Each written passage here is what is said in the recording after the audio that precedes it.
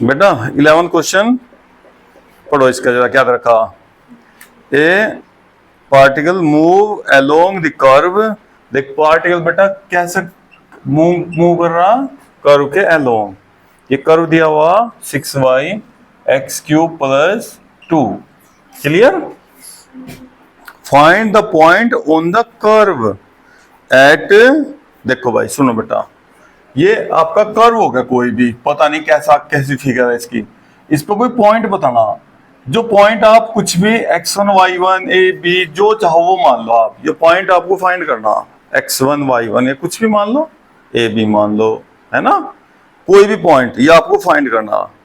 अब इसने क्या दिया हुआ देखिए बेटा, at point which the y coordinate is changing 8 times as fast as the x coordinate. क्या रखा बेटा?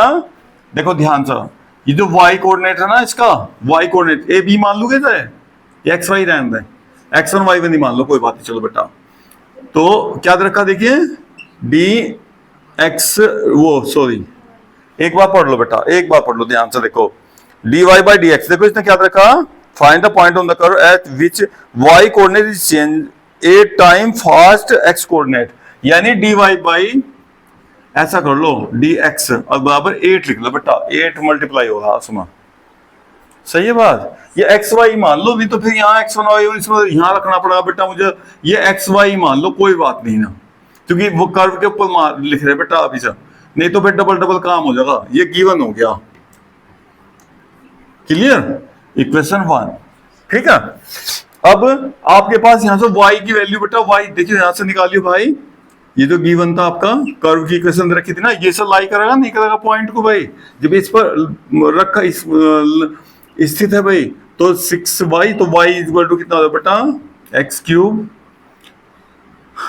प्लस 2 अपॉन 6 रखियो भैया यहाँ से y की वैल्यू बेटा, तो d by D X X cube plus 2 upon 6 is equal to 8।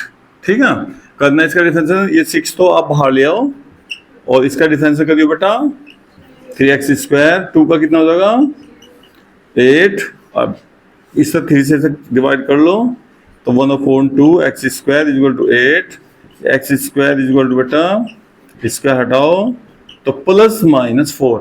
देखो कोऑर्डिनेट की बात चल रही, कोऑर्डिनेट प्लस भी हो सका आपका, नेगेटिव भी हो सका बेटा, पता नहीं हमें। यहाँ जब भी कोऑर्डिनेट की बात करेगा तो तभी ध्यान रखना प्लस माइनस सारे पॉइंट लेने जितने भी आ सकते हो, एक भी मिस नहीं करना।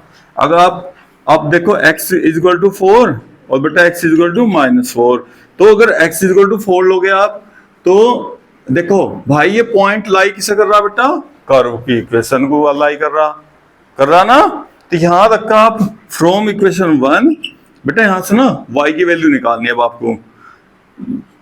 ये देखिए अलग फ्रेम में बेटा, तो x की वैल्यू रखें बेटा 4 क्यूब प्लस 2, तो y इक्वल टू हो जाएगा y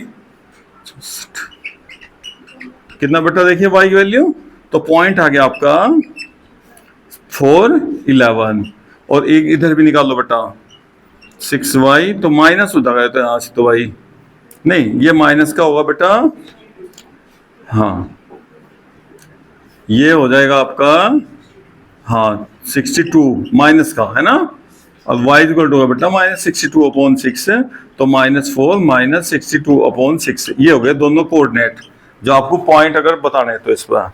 ठीक है, देखिए पॉइंट निकालना, क्या निकालना था बेटा,